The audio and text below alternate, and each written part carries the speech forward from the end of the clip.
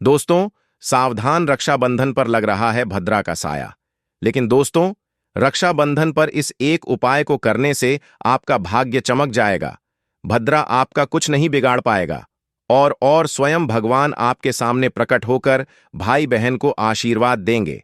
यह उपाय तंत्र शास्त्र के अध्याय नंबर 83 में स्पष्ट लिखा है, इसलिए वीडियो को अंत तक जरूर देखना। दोस्तों, अपने मन में भगवान श्री गणेशाय को याद करके, उनका ध्यान करके कमेंट में ओम श्री गणेशाय नमः अवश्य लिखें। जय माम लक्ष्मी नारायण, हर हर महादेव जरूर लिखें। भगवान हमेशा आप पर अपनी कृपा बनाकर रखेंगे। आपके घर में कभी भी धन की कोई कमी नहीं रहेगी। आपका घर हमेशा खुशियों से भरा रहेगा।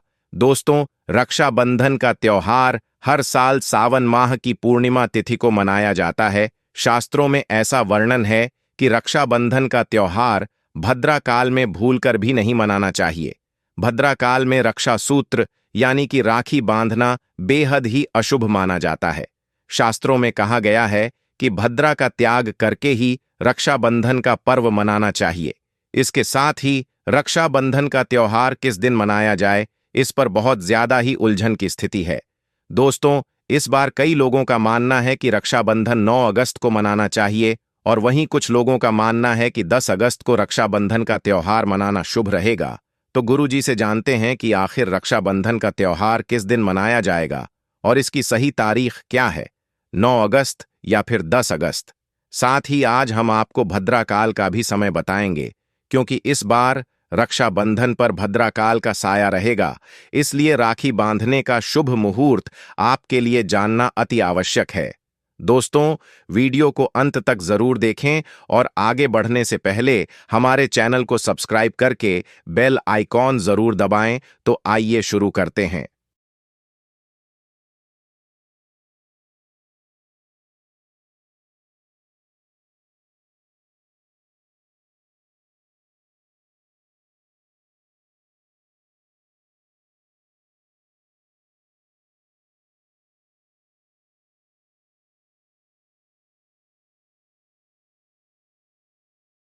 दोस्तों, रक्षाबंधन का त्योहार भाई बहन के अटूट प्यार का प्रतीक है।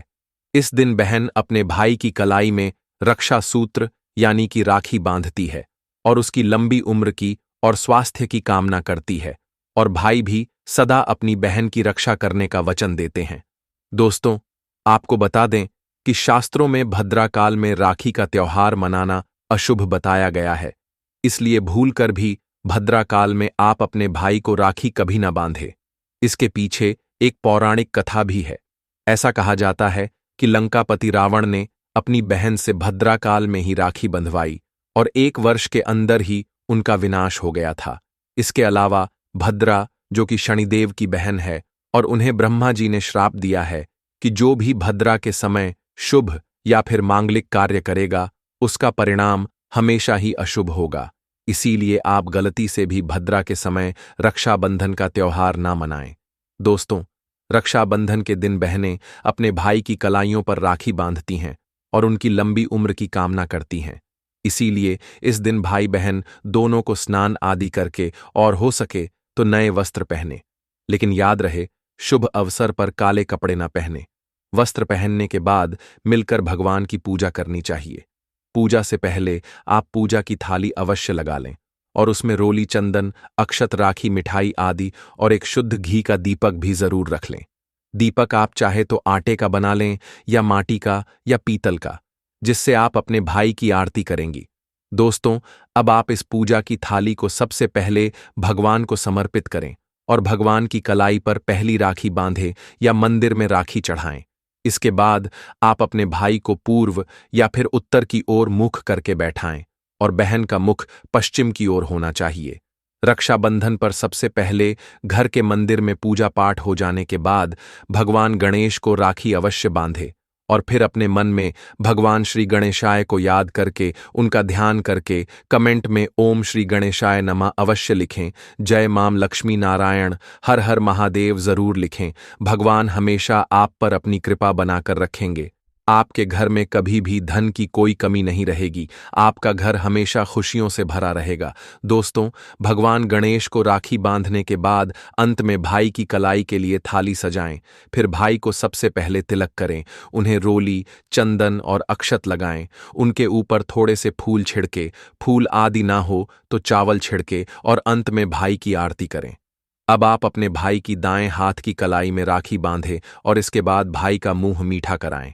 भाई के लिए मंगल कामना करें।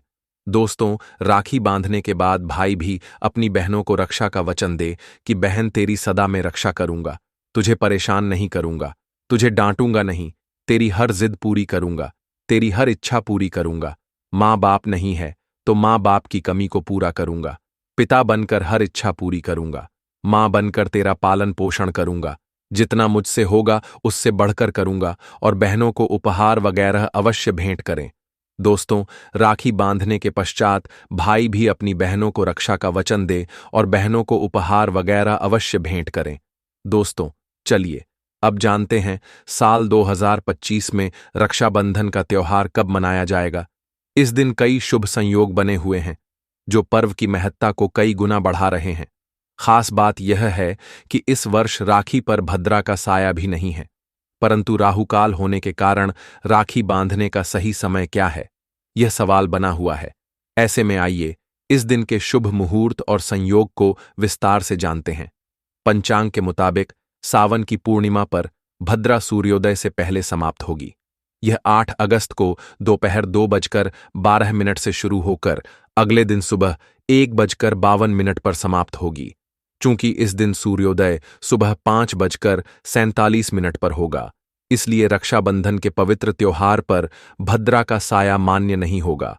ज्योतिषियों के मुताबिक रक्षाबंधन पर राहुकाल सुबह 9:07 से 10:47 तक रहने वाला है। ऐसे में आप इस अवधि में भाई को राखी बांधने से बचें। धार्मिक मान्यताओं के अनुसार राहुकाल में कोई भी नया और शुभ काम नहीं करना चाहिए, यह उचित नहीं होता है। हालांकि कई विद्वानों का मत है कि यदि भद्रा का वास स्थान पाताल या फिर स्वर्गलोक में है तो वह पृथ्वी पर रहने वाले लोगों के लिए अशुभ नहीं होती है, उसे शुभ ही माना जाता है। लेकिन कई शुभ कार्यों में पाताल की भद्रा को नजरअंदाज नहीं करते हैं। आखिर हम हिंदू हैं तो हर शुभ कार्य का या अशुभ कार्य का पालन तो भैया करना ही पड़ता है। किसी भी शुभ या अशुभ कार्य को नजरअंदाज तो नहीं कर सकते। दोस्तों, इस बात का ध्यान रहे, भद्रा में राखी बांधने से हमेशा घर परिवार का विनाश ही होता है। इसीलिए भाई को इस समय कभी राखी ना बांधे, पूरा घर परिवार कंगाल हो सकता है।